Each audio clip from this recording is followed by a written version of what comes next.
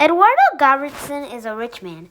However, he wasn't born into a rich family. This is the story of how Gobertson gained his fortune. Gobertson was born in 1969 in a poor family. His father worked hard, and by 1977 they were no longer poor. Gobertson had never gone on vacation. He only went to Florida once when he was 3 in 1972 due to an emergency. And he attended a public school where all the kids had been to Disneyland. Once, Eduardo's class had gone on a field trip in kindergarten, but his parents didn't have money for the bus ride, so Eduardo had to stay at a boarding home that day since his parents were at work. One day, Mr. Gobertson came home with some good news. "We are going to Disneyland for a week." Eduardo was delighted. "That will be my break, and that will be the only week we will go. Hopefully you can enjoy it." "Oh, I will," said Eduardo. "I don't get to go on vacation that often."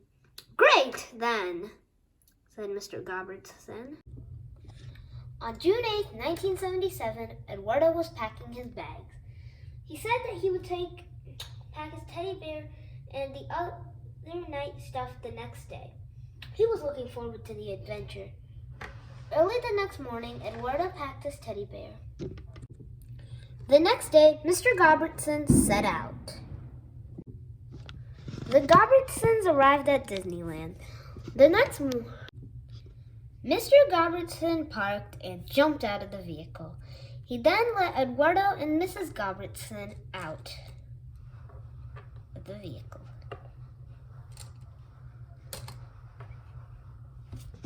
They then went to Goofy's kitchen where they were greeted by a waitress.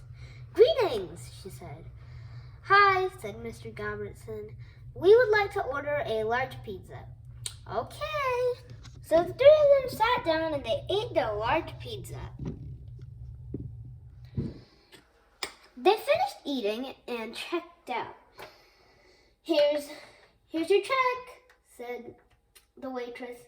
"Thank you," said Mr. Gobertson, and the three of them set off to the hotel. When they got outside, they were greeted by a guard. "What's your name?" asked the guard. "Gobertson." "I see. Is this a last-minute decision, or have you booked?" "We have booked." "Very well, then. You are now let in."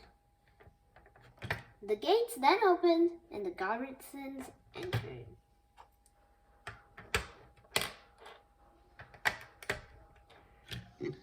They were then checked in and assigned to room 413.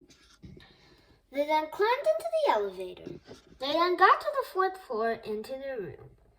They opened the door and they entered.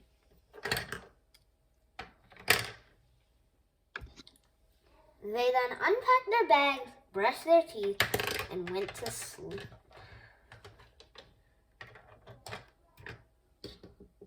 The next morning, the family ate breakfast. They then went to see their first exhibit. A large lion stood behind. "Wow," said Eduardo. That night, the Gobertsons were getting ready to go to sleep. Eduardo asked, "Can we go see Mickey and his friends tomorrow?" "Of course," said Mr. Gobertson. It was going well for the Gobertsons during their stay at Disneyland.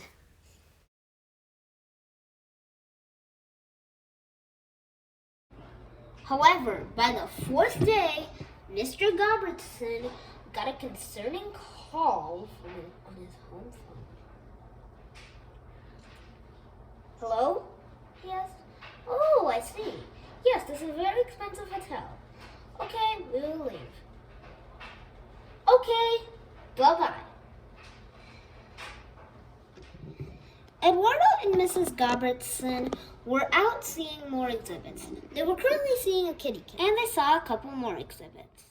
They were then ready to go back and were in the elevator. When Eduardo and his mother returned, Mr. Gobertson announced the news. "Pack up your bags," he said. "We are leaving tomorrow." "What? Why?" asked Eduardo. "I got a phone call from the bank, and they said that most of our money is gone." Eduardo burst into tears. "I was having so much fun!"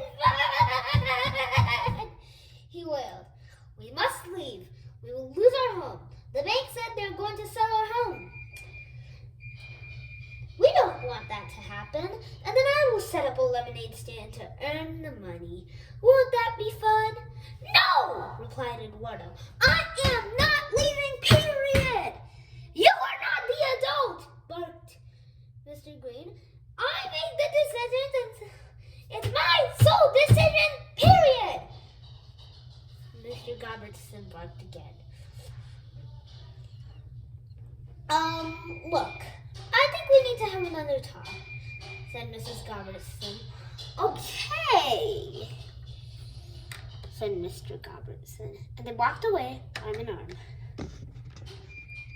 Mrs. Gobertson returned.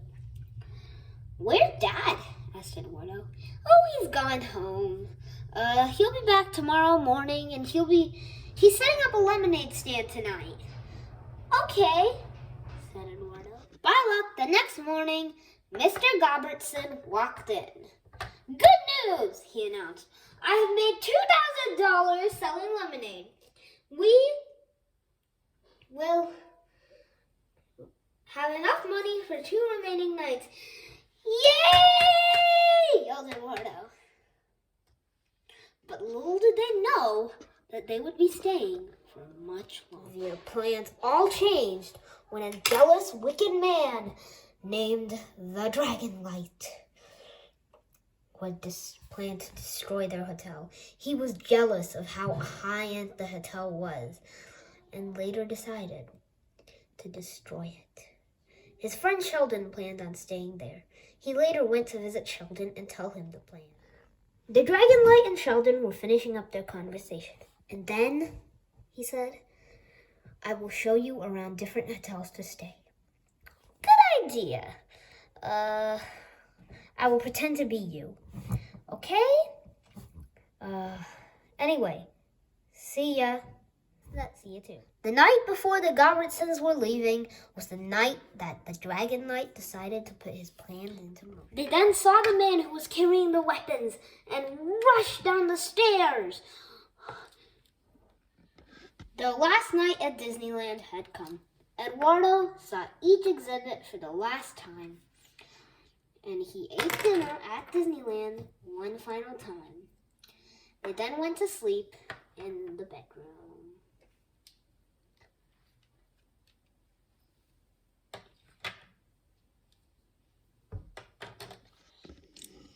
They then told the receptionist and called the police.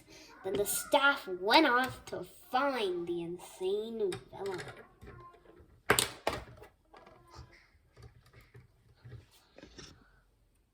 The police soon arrived and ran up the stairs. Meanwhile, the Dragonlight fired a bullet at the wall of someone. By now, everyone in the hotel had heard about this insane person. The police soon arrived and handcuffed the Dragonlight. He was then rushed down the stairs and into the police car. They then congratulated the Gobertson family and finished by saying, "And you deserve money!" They blessed the family with money, jewels, and other extravagant things. Then they said, "You may stay here as long as you want, for free."